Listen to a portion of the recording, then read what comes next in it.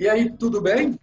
Estamos de volta com um papo de quarta, toda semana aqui com a competente jornalista Mônica Nóbrega. Tudo bem, Mônica? Tudo bom, meu querido? E hoje tem muita coisa boa para variar, né?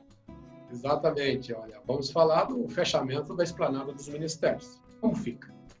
E como fica também a situação do ministro da Educação? Gente do próprio governo defende a saída do ministro da Educação.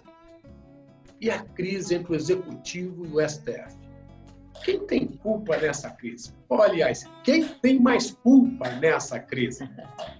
TAM e Azul, concorrentes, agora vão estabelecer compartilhamento de voos. Como fica isso? Como funciona? Para o consumidor, é uma boa? Então, e mais, Paulo Roque. Sim, Mônica. A gente também vai trazer uma história que chegou para mim de um casal que vai simbolizar muito claramente a importância do respeito às divergências. Olha, e tudo, pelo que eu vejo, a política botando fogo até nos casais. Muito importante. Eu queria começar, Paulo. Eu fiquei muito assustada ou surpresa com aquela cena de fogos direcionados ao Supremo. Eu nunca tinha visto nenhum tipo de manifestação daquela maneira, assintosa e repercutiu da maneira que foi. Com isso, a esplanada também já está fechada, decreto do presidente, ameaças ao decreto do governador, ameaças ao governador. Como é que você viu isso? É realmente algo preocupante, uma ameaça a um poder? Olha, eu vejo que o que acabou com as manifestações de 2013, aquelas belíssimas manifestações, foram os black blocs. Entraram depredando tudo, não respeitando alguns limites nas manifestações. Então as pessoas falam, eram poucas pessoas, realmente, pouca gente. Uhum. Mas ali as pessoas se pegam o áudio dizendo que vai perseguir cada um dos ministros do Supremo, que eles não vão ter paz. Então, era uma crítica dirigida pessoalmente e uma ameaça dirigida pessoalmente aos ministros. Eu vejo que os ministros não estão isentos de críticas, como qualquer agente público, eles não podem reclamar das críticas. Sim. Mas quando você sai da crítica e vai para a ameaça, esse também é o limite que existe ao direito à manifestação do pensamento lá nos Estados Unidos. E não é uma vez só. Uma, duas, três. E daí aqueles fogos de artifício simbolizavam, entre aspas, um ataque. Agora o seguinte, eu quero ser bem coerente nesse momento. Da mesma maneira que eu critiquei quando queimaram a bandeira do Brasil lá em Curitiba, num movimento contra o Bolsonaro. Aquilo é o símbolo maior do país. Pelo amor de Deus, estamos perdendo os limites. Sim. Critico todo tipo de quebra-quebra, a falta de respeito aos limites. Outra questão muito importante. Vão fazer as manifestações, vão postar nas redes, coloque suas ideias. Diz o que você defende. Não compartilhe fake news. E se alguém que você está numa linha que você está apoiando, seja apoiando o presidente Bolsonaro, ou apoiando o movimento contrário ao presidente Bolsonaro, não participe de atos que quebrem os limites. Então, o governador Ibanez agiu muito corretamente em determinar que você pode até fazer uma manifestação, desde que oficialmente comunicada.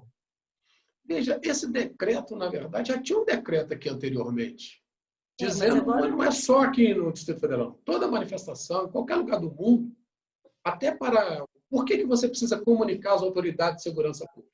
Por uma razão muito simples. Elas têm que disponibilizar aparato de segurança necessário para proteger os próprios manifestantes. Sim, mas se tivesse esse decreto, se essa legislação ou essa normatização tivesse tão às claras, ele não teria enfatizado de novo. Não, acho que o que ele fez foi enfatizado. Mas por quê? Em tese, não poderia estar havendo manifestação sem o comunicado prévio à Secretaria de Segurança Pública. E o decreto fala numa autorização. Eu tenho dúvidas sobre a questão da legalidade da autorização, porque a manifestação é um direito de todos. Deve haver uma compatibilidade para evitar a questão de segurança se dois grupos vão se encontrar no mesmo lugar dois grupos defendendo ideias opostas. Mas eu vejo que, para a segurança de todo mundo, eu vejo que foi um limite claro levantado pelo governador. Ele disse: o presidente é presidente do Brasil, mas eu sou governador do Distrito Federal. E, nesse caso, eu tenho que colocar os limites. Os limites pensando o quê? Questão de aglomeração, limites também a questão da segurança pública. Aí, Paulo, você estava falando de limites e estava falando também, eu falei da postura do governador, que ele, inclusive, o governo do Distrito Federal multou o ministro da Educação por não usar máscara. O que você achou disso, Mônica? Eu achei corretíssimo. Por que ele não vai ser multado e eu serei se eu estiver sem máscara? E acho que era uma aglomeração, é mais um momento de reforçar, o gestor reforçar a importância, a seriedade que temos que levar sobre a questão da Covid. E acho que o ministro da Educação ele era um cidadão, ele não está livre desse tipo. Agora, eu acho que ele está... Agora, o presidente também vai sem máscara para as manifestações. Mas tem que ser multado também, na minha opinião. E eu acho que muito mais do que a multa, sabe? A multa é uma questão, assim, além do educativo, vamos dizer assim, mas eu acho que mais do que a multa, a pessoa, o gestor, a figura pública que age dessa maneira, ela está agindo negativamente contra a sua própria imagem de homem público. Então, é um ônus que ele está aferindo à sua figura pública que pode custar caro. E aí eu queria saber de você exatamente como é que está essa questão do Weintraub, aí que briga é essa? Os filhos do Bolsonaro querem mantê-lo, o outro lado não quer, ele envolvido nessa questão das investigações das fake news, ou seja, ministro da Educação com fake news, são coisas que não combinam, né?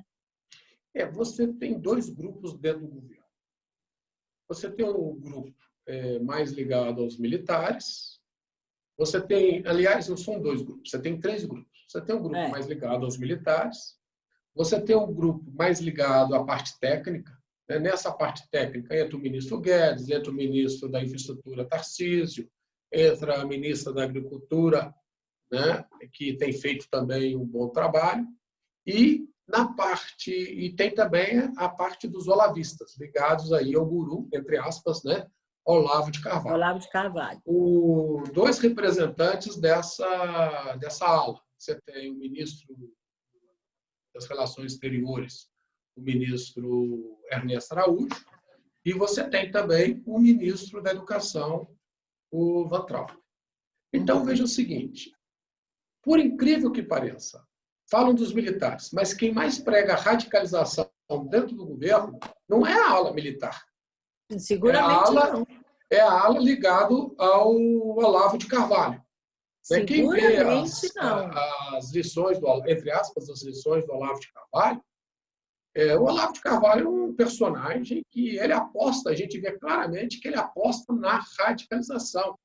Ele diz claramente tudo isso que os ministros estão falando, essas coisas todas, se você for ver nos posts do Olavo de Carvalho, nos vídeos desde que ele grava, sempre. Na verdade, são reproduções do que o Olavo de Carvalho sempre falou. Agora, a presença do ministro Weintraub começa a aumentar o desgaste do próprio presidente. Ele começa a transferir desgaste para o presidente da República. Exatamente. Que já tem os seus gerados por tantas manifestações. Agora, o seguinte, ele está dizendo mais ou menos o seguinte, olha, já dizem que eu falo demais, até meus aliados me criticam. Agora, eu não tenho que suportar as suas falas extemporâneas. Então, é o seguinte, aqui não tem lugar para dois, criando polêmica o tempo todo. Só tem lugar para um, que sou eu. Então, é o seguinte, melhor, então, que você se afaste. Muita gente aposta nesse afastamento. Porque esse afastamento ajudaria a melhorar a relação com o Supremo Tribunal Federal. Mas eu tenho minhas dúvidas se ele será mesmo afastado, porque há um grupo dos olavistas que tem dois defensores muito fortes, que tem três defensores muito fortes, melhor dizendo, que são os filhos do presidente 01, 02, Então, acho que nesse sentido é uma queda de braço. Os militares, de um lado, que não gostam do Olavo de Carvalho, por isso estão bem com simpatia a saída do Weintraub, e, por outro lado, os olavistas. A parte técnica, para a parte técnica, não é bom tanta polêmica. Até o ministro Paulo Guedes não gosta, porque isso acaba atrapalhando todos os projetos da economia. Antes da gente finalizar com a fusão da Latam, eu queria conversar com você sobre... A gente começou a nossa conversa aqui hoje falando sobre essa divergência política, grupos de pensamentos divergentes. E eu recebi uma mensagem, né, no meu direct do Instagram, um casal que está para se separar. Assim, estão já nas vias de fato. Imagine a guerra dentro desse momento, no isolamento, não se suportando mais por conta de lados políticos diferentes. Ele extremamente Bolsonaro e ela radicalmente contra Bolsonaro. E essa divergência de pensamento veio para dentro de casa, coisas que não vão combinar, essa guerra dentro da relação pessoal. Você pode pensar uma coisa, eu pensar outra, e nós convivermos harmonicamente usando uma palavra que muitas vezes a gente se esquece da importância, que é o respeito. Você não é mais ou menos do que eu porque é Bolsonaro ou não. Você tem seu pensamento, sua linha política, eu tenho a minha, ela tem a... Agora, jogar fora uma vida de relacionamento, uma história familiar, por conta do desrespeito à individualidade de pensamento de cada um, me parece, eu estou aqui dando um recado para eles, me parece algo insensato e que não leva a absolutamente nada, só o radicalismo cada vez maior em várias situações e esferas da vida deles pessoal. Então, eu queria deixar esse recado. Estão em vias de... E eu disse a eles que nessa quarta-feira eu daria essa minha opinião, que eu acho que eles devem exatamente repensar, porque em nenhum minuto me foi dito no texto a palavra respeito.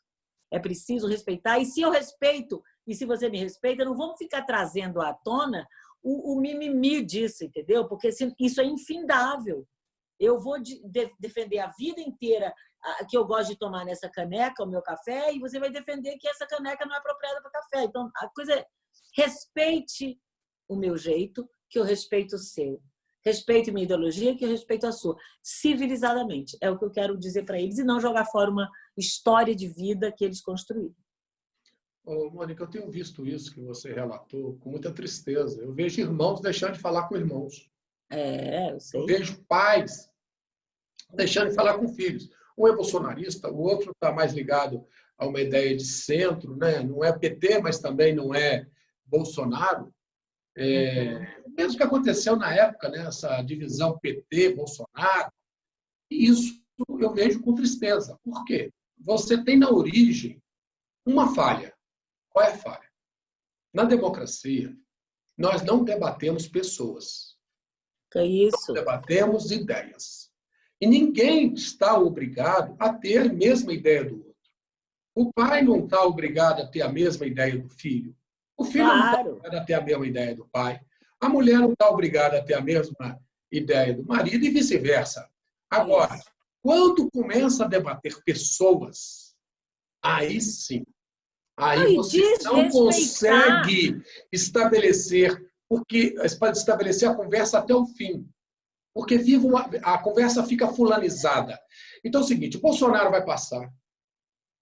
Mais cedo ou mais tarde, ele não será mais presidente da República. Amanhã, como o Lula passou, não é mais presidente, como a Dilma passou. Então, tudo, Paulo, todo mundo no poder é transitório. Mas não é só no poder. Então, eu queria... a síntese, eu acho que é o seguinte: para você ter uma relação conjugal, é preciso haver respeito em todas as esferas, em todas as escalas, em todos os momentos. Né? Quem é que tem o momento da autoridade, quem nessa hora arrefece, é isso. Então, a palavra é respeito. E é com respeito também que eu queria ouvir para a gente finalizar, essa sua observação da fusão de duas concorrentes. Isso é bom para o mercado? Olha o seguinte, é uma fusão, não é fusão, preste atenção. Eles estão fazendo apenas compartilhamento de voos. Tá. Inglês, é o code share, né? É o code share, que em inglês denomina-se code share. É apenas compartilhamento, não é fusão. Perfeito. Então, é o seguinte, o consumidor, como funciona isso? O consumidor vai comprar uma passagem daqui para Brasília, para o Rio de Janeiro. Então, a própria Latam vai incluir nos horários que ela está disponibilizando voos da Azul e vice-versa.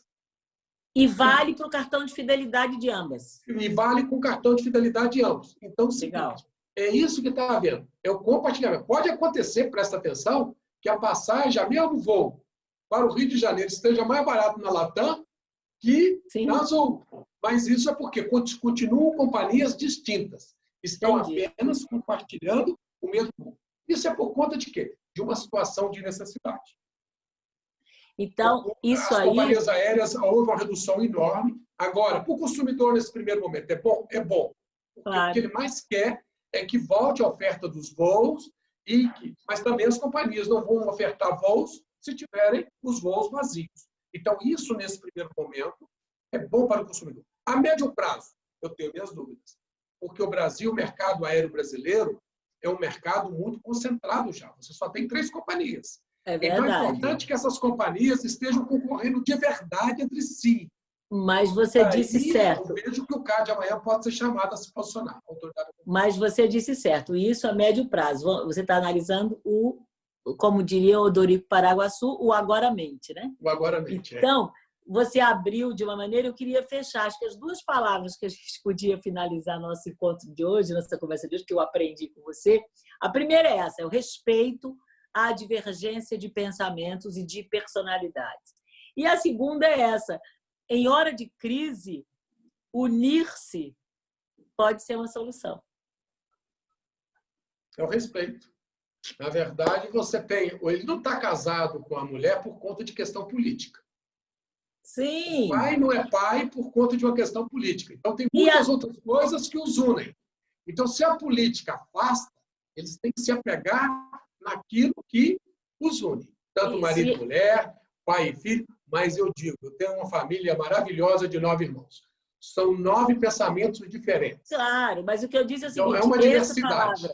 Mas o respeito em relação a isso. E a segunda lição de hoje é, em hora de crise, unir os concorrentes é uma atitude de inteligência. E aí nós falamos de Azul e Latam.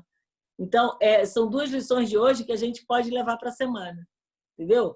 Você pode ter uma saída empreendedora quando você, no momento, se une ao seu concorrente para gerar negócios. E tem uma segunda lição, uma terceira lição, essa história sua.